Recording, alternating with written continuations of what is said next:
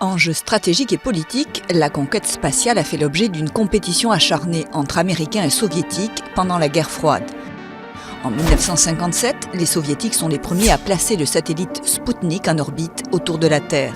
Quelques semaines plus tard, une chienne est le premier être vivant envoyé dans l'espace. Laika ne survivra pas à son voyage. En 1961, le premier homme envoyé en orbite autour de la Terre est soviétique, c'est Youri Gagarin. 1963, une compatriote du cosmonaute numéro 1, Valentina Tereshkova, est la première femme à voler dans l'espace. En 1969, la mission Apollo 11 permet aux Américains Neil Armstrong et Buzz Aldrin de poser le pied sur la Lune. Dans les années 70, la compétition fait place à la coopération américano-soviétique, se concrétisant avec le rendez-vous orbital entre les vaisseaux Apollo et Soyouz en 1975. À cette époque, l'homme rêve aussi de Mars. En 1976, les sondes américaines Viking 1 et 2 atterrissent sur la planète rouge.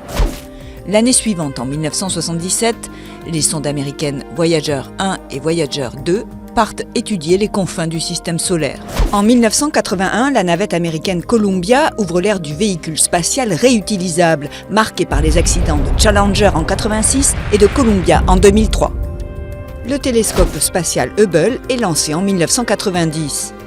1998, un gros mécano, l'ISS, la Station spatiale internationale, se construit à 400 km au-dessus de nos têtes, permettant des séjours de longue durée dans l'espace.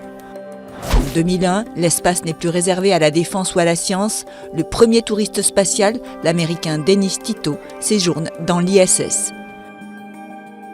Depuis le début du XXIe siècle, de nouveaux entrepreneurs bouleversent l'industrie spatiale. SpaceX et Blue Origin développent des fusées réutilisables pour reconquérir la Lune et un jour Mars.